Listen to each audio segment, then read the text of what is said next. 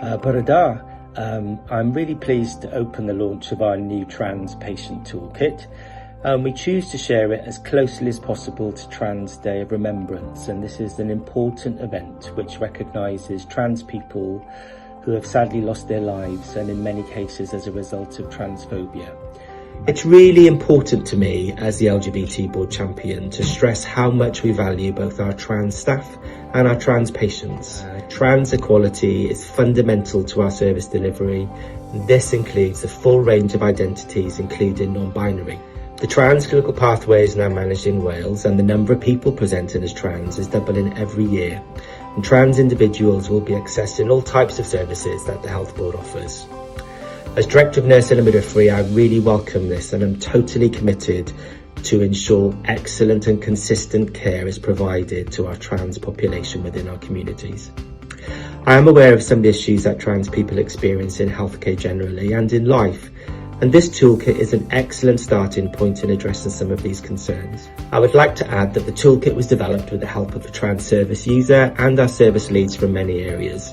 We already have a well-established policy for the recruitment and retention of staff, and now a new policy for trans. The purpose of the toolkit is to provide really easy access so staff can find the section that they need, which could be around the terminology, for example, or they could find a section which relates to their particular service. This toolkit will evolve, and so if a particular service is not specified or covered, our equality team are available to provide support and develop resources as issues emerge. Thank you very much, and diolch yn fawr.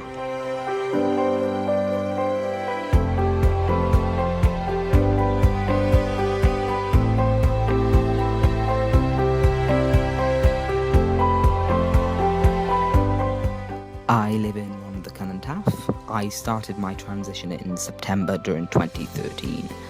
My first experience with the GP, I went there and never heard back from them, even after being told that I would receive a letter in the following week. I later found out my medical records were lost due to that.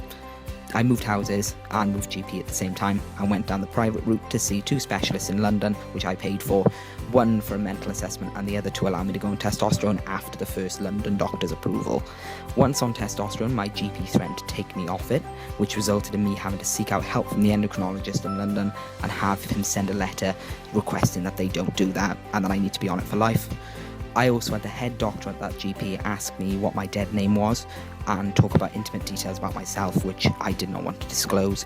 She would also misgender me constantly during my appointments to the point where I had to request not to see her. The male eldest doctor at that GP also asked me to remove my shirt and binder so he could listen to my heartbeat. He did not ask me if I wanted a chaperone, and even after I said I didn't want to remove my shirt or binder and that I was very uncomfortable, he forced me and said it was the only way that he could take the heartbeat. I suffer with chest pains and have lost my job due to this, and the GP would not refer me to get chest surgery, and when they did, they sent in the wrong form, which was returned, which I was never aware of. I wish this toolkit was available when I began my transitioning. GP and health professionals would have had a better idea on how they could have supported me, and I would not have been dead named or felt that my support was delayed. Hopefully people now accessing care will be treated better, from GPs to accident and emergency to specialist care as well.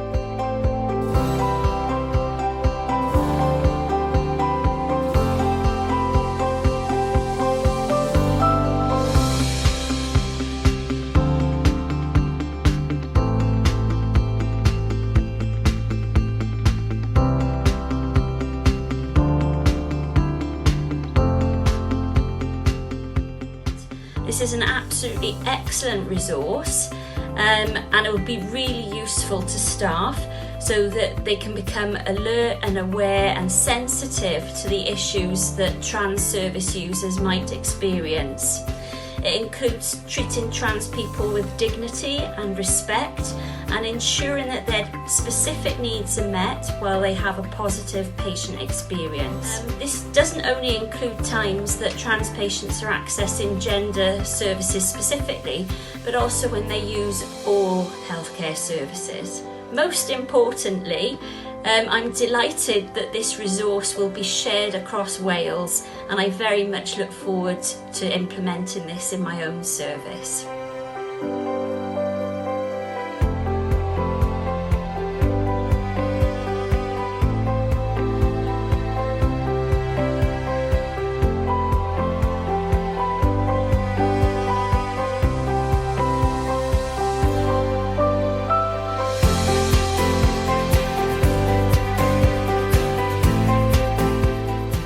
My child was around 17, 18 when they identified as being trans, and at that time it was really difficult to find someone who understood within the medical profession in Rhondda Our GP, it was a bit of a struggle trying to get them to understand and use the correct pronouns, for example.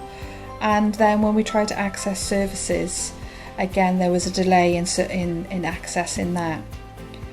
If the Trans Toolkit that has been developed by CTM had been available at that time, it would have made such a difference to my child's experience and their transition to be their authentic self. I thank CTM for what they've done in developing this. It will change the experience of many, many people in the future.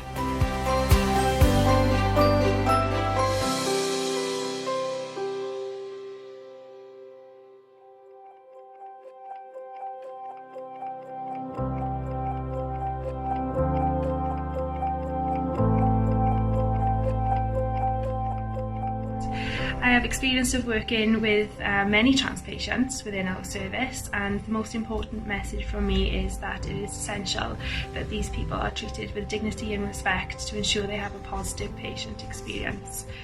This includes things like using the right names, the right pronouns, being sensitive to the individual needs, help with changing and using appropriate facilities like our gender neutral toilets.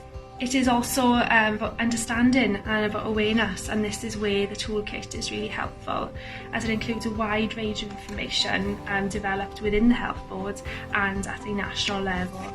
I am really proud to say that our health board is committed to providing equality for trans patients, and this toolkit I feel is a crucial part of achieving this.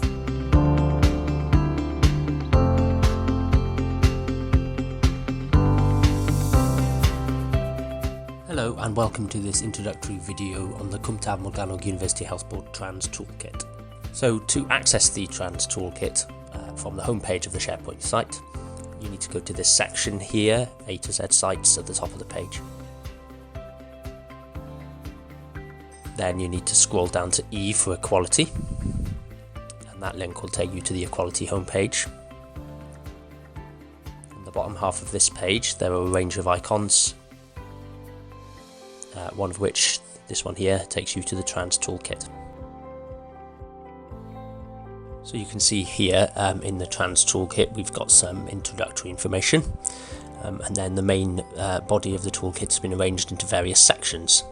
So these first sections here are on the legislative requirements and some guidance on trans terminology, which is something that can sometimes cause a lot of confusion. There's also some really basic advice on just how to talk to trans individuals sensitively about the gender they were assigned at birth. That's really important. Beneath that, there are some sections on specific requirements of specific healthcare disciplines, such as genetics, pharmacy, radiology, and other disciplines. And then below that, we've got links to the policies for trans staff and the policy for trans patients, as well as advice from external institutions like Public Health Wales and the Royal College of Nursing. Most of the content in the Trans Toolkit is derived from the trans patient policy, which will be available here as and when it's been fully approved. So that concludes this demonstration of the Trans Toolkit. I hope it was useful, and I hope that you gain a lot of benefit from using the resources here.